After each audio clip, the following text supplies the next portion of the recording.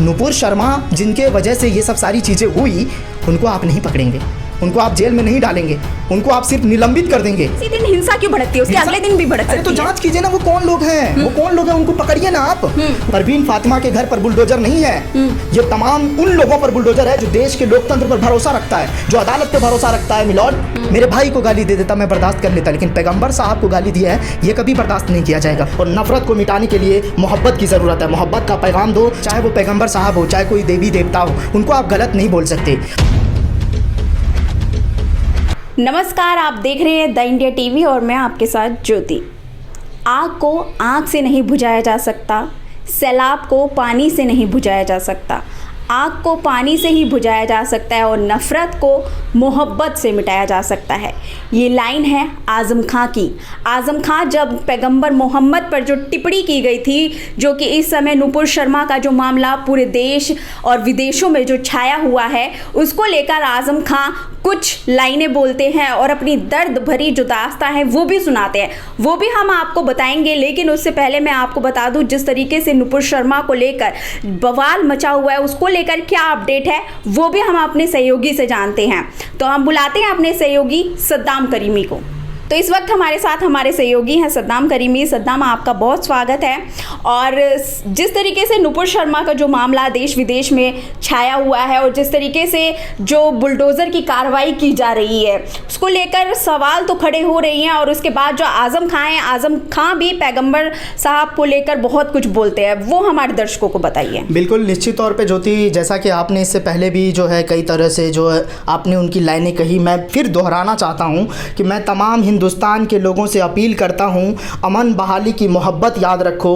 आज मैं फिर दोहराता हूँ कि कभी आग से आग नहीं बुझाई जा सकती, सैलाब को पानी से नहीं रोका जा सकता, नफ़रत को नफ़रत से नहीं मिटाया जा सकता। आग को बुझाने के लिए पानी की ज़रूरत है और नफ़रत को मिटाने के लिए मोहब्बत की ज़रूरत है। मोहब्बत का पैगाम दो, तुम्हारे मोहब्बत के पैगाम से न जाने कितनी तब्दीलियाँ आएगी। और आगे उन्होंने ये भी कहा कि कितनी बड़ी तहरीक चलाई थी बाबरी मस्जिद की, लेकिन किसी हिंदू देवी देवताओं के खिलाफ तौहीन का एक लफ्ज़ भी नहीं कहा। अगर कहा हो तो दिखा दो, पूरे परिवार के साथ रामपुर छोड़ दूंगा और कभी शक्ल नहीं दिखाऊंगा। ऐसा क्यों किया हमने? क्योंकि मेरा दिन कहता है कि किसी दूसरे मजहब की तौहीन न करो। आगे और भी आज़म खान अपने बयान में जिक्र करते हैं, जब मुझ पर पहला मुकदमा, माफ़ कीजिएगा, जब मुझ पर पहला मुकदमा कायम हुआ था, आप सबको सड़कों पर ला सकता था। मैं जानता था कि मंसूबे क्या है, लिहाजा मैं मुर्गी चोरी, बकरी चोर, भैंस चोर, किताब चोर, फर्नीचर चोर बनकर जेल काट आया। मेरा बेटा 2 साल से ज़्यादा जेल काट कर आया और 1 साल से ज़्यादा मेरी बीबी जेल में रही। यह आज़म खान के शब्द है और इस शब्द में इतनी गहराई है, इतना कहीं ना कहीं दर्द है कि देखिए, आप किसी भी मज़हब को, चाहे वो पैगंबर साहब हो, चाहे कोई देवी देवता हो, उनको आप गलत नहीं बोल सकते। और इसलिए भी आप गलत नहीं बोल सकते, इस पर रोना आता है ज्योति। और इस बात को लेकर हर कोई आज जिक्र करना चाहते हैं यार, हर कोई आज समझना चाहते हैं कि आखिर इस तरह से देश में बवाल क्यों खड़ा हुआ, देश इस तरह से क्यों, मतलब इस तरह से होता जा रहा है। मज़हब के नाम पर लोगों को मारा जाता है, पीटा जाता है। आज़म खान के शब्द आपने देखे, आप खुद पढ़े हैं कि मोहब्बत को, नफ़रत को मोहब्बत से मिटाइए ना। इस देश में गंगा जमुना तहजीब है और उसको रहना चाहिए। और नुपुर शर्मा को लेकर जो भी लोग फांसी की मांग कर रहे हैं, देखिए वो उनका एक अलग मसला है और वो कहीं ना कहीं अपने भड़ास को लेकर वो अपना कहीं ना कहीं दुख दर्द बयां कर रहे हैं। कई मौलानाओं ने कहा कि मेरे माँ बहन को गाली दे देता, मेरे भाई को गाली दे देता, मैं बर्दाश्त कर लेता, लेकिन पैगंबर साहब को गाली दिया है, ये कभी बर्दाश्त नहीं किया जाएगा, ये कभी किसी को माफ़ नहीं किया जाएगा। आज देखिए भारत की स्थिति क्या है, विदेशों के साथ किस तरह से कूटनीति हो रही है। भारतीय जनता पार्टी कूटों की नीति अपना रही है। कूटों की नीति किस पर अपना रही है? उर्दू नाम वाले पर। आफरीन फातिमा के घर को ढा दिया गया, 5 करोड़ की संपत्ति थी और वो भी जावेद के नाम से नहीं था, जो उनके पिता हैं। मोहम्मद जावेद का घर बिल्कुल नहीं था और डॉक्यूमेंट में उनका कहीं नाम नहीं है।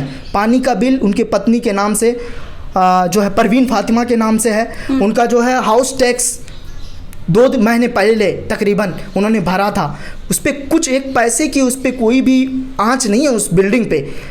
लेकिन बुलडोजर तंत्र, बाबा का बुलडोजर उसको ध्वस्त कर दिया। एक मतलब किस तरह से लोग पहले घर बनाने के लिए ख्वाब पालते हैं, उसके बाद वो कहते हैं कि हमें घर बनाना है, फिर वो पैसा कमाते हैं, फिर वो कहते हैं कि किस तरह से इनको बिल्डिंग को खड़ा करना है, मज़दूरों का पैसा होगा, कहाँ से लाऊंगा। लेकिन आप अगर वो ठीक है, मान लीजिए कि आपने उस पर बुलडोज़र चलाया, लेकिन आज परवीन फातिमा के घर पे बुलडोज़र नहीं चलाया गया। ये बुलडोज़र कहीं ना कहीं देश के संविधान पर चलाया क्या लग गया। रहा है वो सीए प्रोटेस्ट में शामिल थी, इसी वजह से उनके घर पर बुलडोजर चलाया हो गया। सकता है, जांच कीजिए ना आप, वजह कुछ भी हो सकता है, जांच करवाइए आप। तो जांच हो तो गलत रही है तो उनको सजा दीजिए। तुरंत अगर हिंसा होती है शुक्रवार को, शनिवार को आप बुलडोजर चला देंगे, ये कहाँ का वो है संविधान है, ये कहाँ का तो लोकतंत्र आखिर है? जुम्मे ये की कहाँ नमाज के अदालत दिन है? ही क्यों, जुम्मे की नमाज के दिन लोग नमाज पढ़ने के लिए घर से निकलते हैं। आपको जानकारी के लिए बता दूं और अपने दर्शकों को जानकारी के लिए बता दूं कि जुम्मे की नमाज के दिन पवित्र दिन होता है, मुसलमान उस दिन नमाज पढ़ने के लिए निकलते हैं। तो उसी दिन हिंसा क्यों भड़कती है, उसके अगले दिन भी भड़क अरे तो सकती है। जांच कीजिए ना, वो कौन लोग हैं, वो कौन लोग हैं, उनको पकड़िए ना आप। कोई मुस्लिम संगठन से तो कॉल नहीं दी गई थी। मैं बार बार इस बात का जिक्र कर रहा हूं और बार बार मैं फिर कह रहा हूं कि ये बुलडोजर परवीन फातिमा के घर पर बुलडोजर नहीं है, ये तमाम उन लोगों पर बुलडोजर है जो देश के लोकतंत्र पर भरोसा रखता है, जो अदालत पे भरोसा रखता है। मिलॉर्ड बताइए ना, मिलॉर्ड सुन रहे हैं इस वक्त, तो आप ये मुझे बताइए और इस बात को लेकर समझिए कि क्या हो रहा है इस देश में।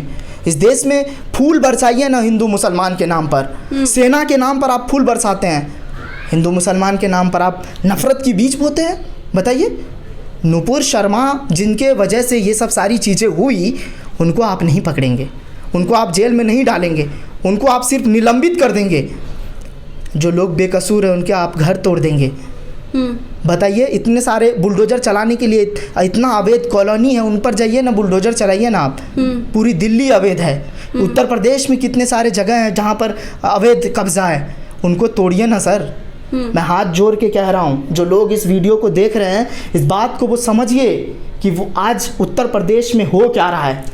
लेकिन आपने नुपुर शर्मा की बात कही, तो नुपुर शर्मा का विरोध तो हो रहा है ना, चाहे वो विदेशों में हो रहा हो चाहे देशों में, उनका सरकलम करने की बात कही जा रही है। करने की देखिए, आप ठीक है, अगर किसी ने गलती किया तो उनको सजा दीजिए, संविधान के हिसाब से सजा दीजिए, क्या गलत है। भारतीय जनता पार्टी के राष्ट्रीय प्रवक्ता है नुपुर शर्मा, अगर उसने कुछ बोला है तो उनको संविधान के हिसाब से सजा दीजिए। 10 दिन के बाद आप उनको निलंबित करते हैं। नवीन जिंदल के साथ आपने क्या किया, नुपुर शर्मा को आपने 10 दिन के बाद बाहर निकाला, सस्पेंड किया, क्या हो जाएगा उससे। जो लोग लोकतंत्र के तरीके से विरोध कर रहे हैं उनको भी नहीं करने दे रहे हैं, तो क्या मकसद है ये। जावेद का घर को तोड़ दिए तो आप उनकी हिम्मत को नहीं तोड़े हैं, आप आफरीन फातिमा की हिम्मत को नहीं तोड़े हैं, उनके जज्बे को नहीं तोड़ पाएंगे, संविधान को नहीं तोड़ पाएंगे, अदालत को नहीं तोड़ पाएंगे। आज पूर्व जो चीफ जस्टिस है उनको क्यों सुप्रीम कोर्ट में जो है एप्लीकेशन लिखना पड़ा कि ये कहीं ना कहीं लोकतंत्र का हमला है, क्यों लिखना पड़ा। तो क्योंकि देश नर्क में जा रहा है और इस बात को लेकर अगर नहीं संभालेंगे, अब प्रधानमंत्री एक जो है जुमलेबाज का जो है तोहफा फेंका है, शायद आपको पता होगा कि उन्होंने 10 लाख नौकरी देने की बात कही है। बताइए, इससे पहले आप सो रहे थे, 7 साल आपने सरकार में रही, इससे पहले आप क्या कर रहे थे। तो ये सब सारी चीज़ें हैं, अगर नफ़रत को नफ़रत से नहीं मिटाया जा सकता ना, आजम खान ने तो बिल्कुल सही कहा है कि नफ़रत को नफ़रत से नहीं मिटाया जा सकता, नफ़रत को मोहब्बत से मिटाइए। इस देश को गंगा जमुना तहजीब रहने दीजिए। ये देश भाईचारे का देश है, ये भारत हमारा लोकतंत्र देश है, जहाँ हिंदू मुसलमान के साथ खाना खाते हैं और मुसलमान हिंदू के साथ खाना खाते हैं। ईद, दीपावली, छठ, दशहरा सब एक साथ मनाते हैं। बताइए ना, आप कैसे अलग कर पाएंगे इस देश को। जैसा कि हमारे सहयोगी सद्दाम ने बताया कि किस तरीके से नाम पहचान और हुलिया को लेकर जो खुद अब्दुल्ला आज़म खान यानी कि आज़म खान के बेटे बोलते हैं कि इस तरह से पहचान करके सिर्फ एक कौम को ही दबाया जा रहा है, उन्हीं के साथ ही अन्याय किया जा रहा है। खैर, नुपुर शर्मा को लेकर कोई भी अपडेट होगी हम आप दर्शकों के साथ ज़रूर साझा करेंगे। फिलहाल इस वीडियो में बस इतना ही। अगर आपको ये वीडियो अच्छी लगी हो तो लाइक करें, शेयर करें और सब्सक्राइब भी करें। शुक्रिया। चैनल को लाइक, शेयर एंड सब्सक्राइब करें और बेल आइकन दबाना ना भूलें।